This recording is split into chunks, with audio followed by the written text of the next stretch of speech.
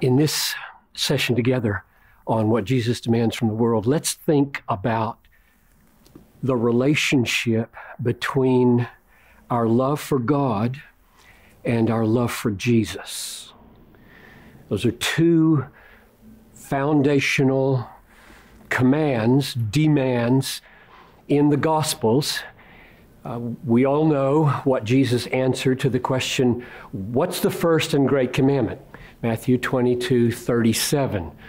The first and great commandment is, you shall love the Lord your God with all your heart and soul and mind. And other Gospels say, and strength.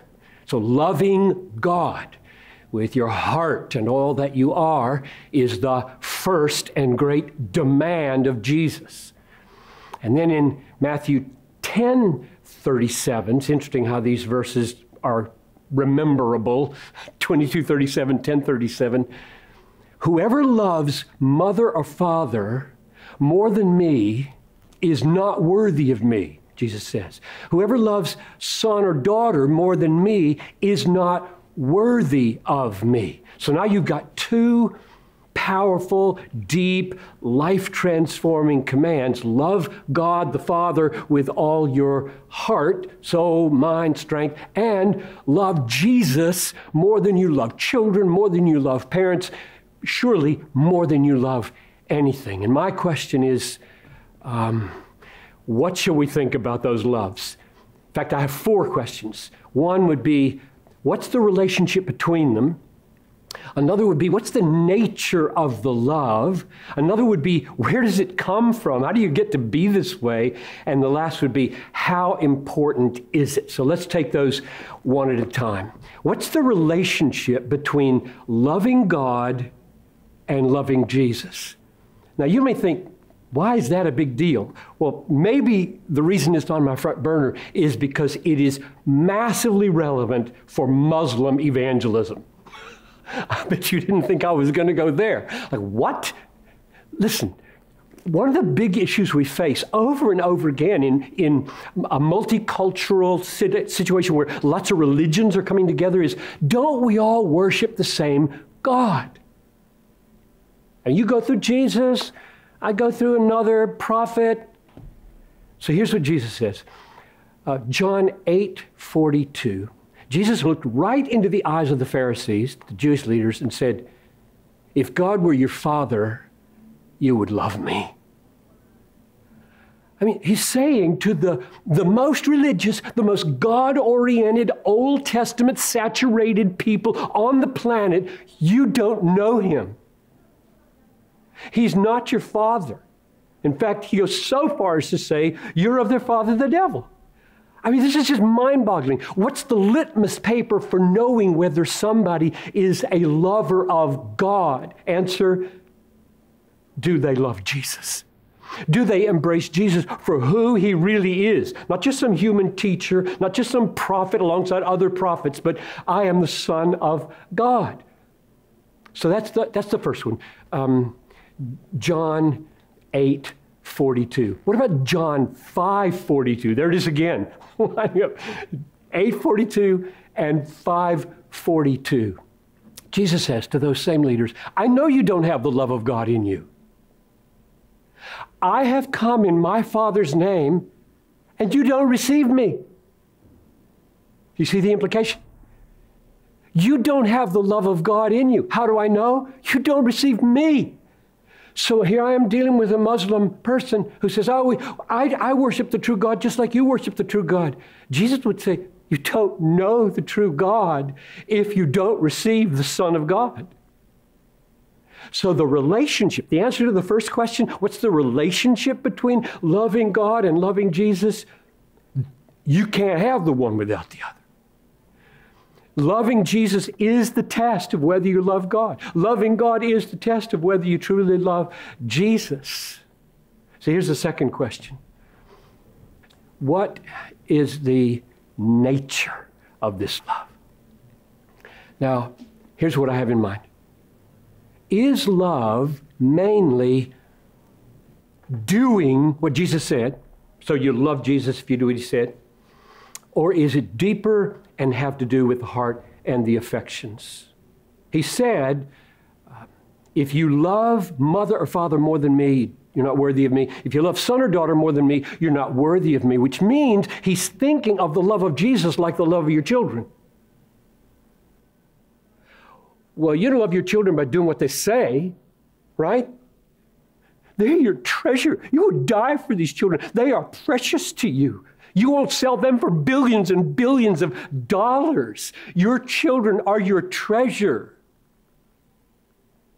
If Jesus isn't a better treasure, a higher treasure, you're not worthy of Jesus. I had a teacher in college who made me read a book called Situation Ethics. And in it, the argument was made, and every student seemed to be so wowed by this argument. Love cannot be an emotion or an affection because it's commanded, and you can't command the emotions. And I'm 20 years old, and I'm reading this thinking, that doesn't sound right to me. Well, it's not right, and the reason it's not right is because premise number one is false. Of course, Jesus commands the emotions. The Bible is filled with commands of the emotions. We should fear. We should be thankful. We should be compassionate. We should be earnest. We should fear the right things. We should hope. All those are emotions. Of course, God has the right to command our emotions. The fact that we're so corrupt and so dead that we can't do the right emotion is not God's problem. That's our problem. It's our corruption. So the question is, isn't love for Jesus more than doing? And people will quote what? I think it's John 14:15, if I remember correctly. John 14:15, which says, if you love me, you will keep my commandments. And I've had so many people say to me, there, right there, it says so. If you love me, you'll keep my commandments. There it is. Love is obedience. It's not feeling any particular thing for Jesus. It's just doing what he said.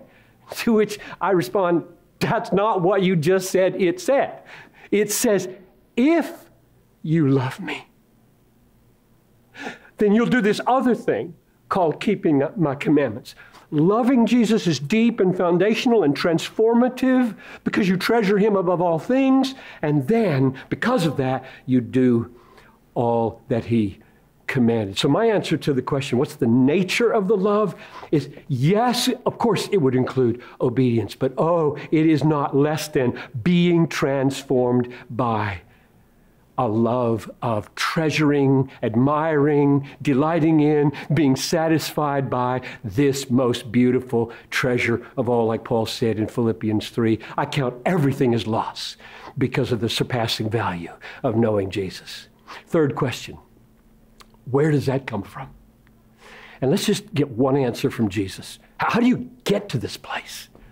Remember the story in Luke 7 about the Pharisee who asked Jesus to come to dinner?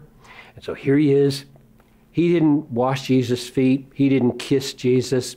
He didn't do anything to show affection for Jesus. They're reclined around the table. You remember how they ate in those days? The table would be about that high off the ground. You'd lean on an elbow. Your feet would be sticking out behind you, and you'd eat like that. And suddenly, there's this woman of the street, a prostitute, leaning over Jesus' bare feet, weeping, and the tears are falling on his dirty feet, and she's taking her hair and washing Jesus' feet. I mean, this is incredibly provocative. And the Pharisee is bent out of shape and says, if you knew what kind of woman that was, if you were a prophet, you'd know.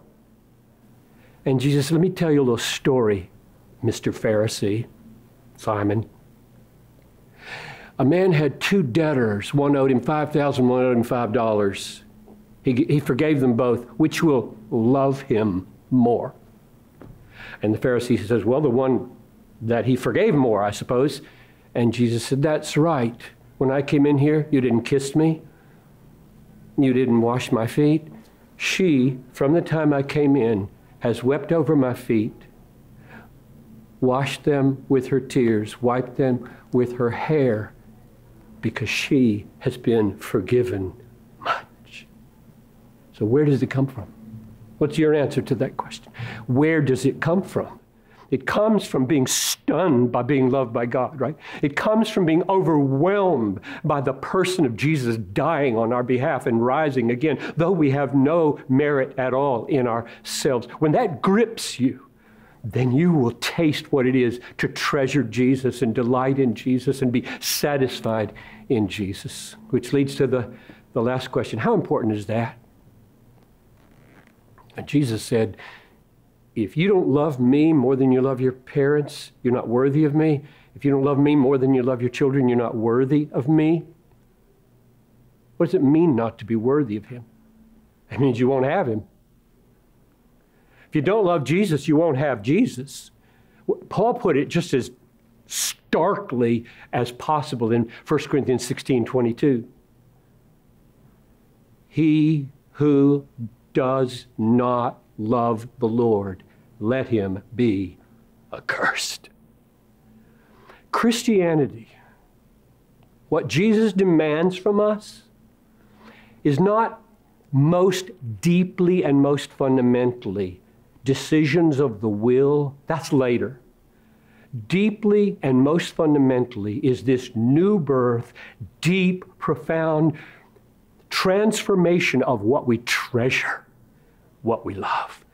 And if it isn't Jesus, then we're not worthy of Jesus. And being worthy of Jesus doesn't mean deserving Jesus. It means being suitable to be in his presence. When he's your supreme treasure, that's where you belong. So, Father, I ask that love would be awakened because of what you have done first. We love you because you first loved us. We praise you for that. And as these friends discuss this massive issue of loving you and loving Christ, make it happen, I pray in Jesus' name. Amen.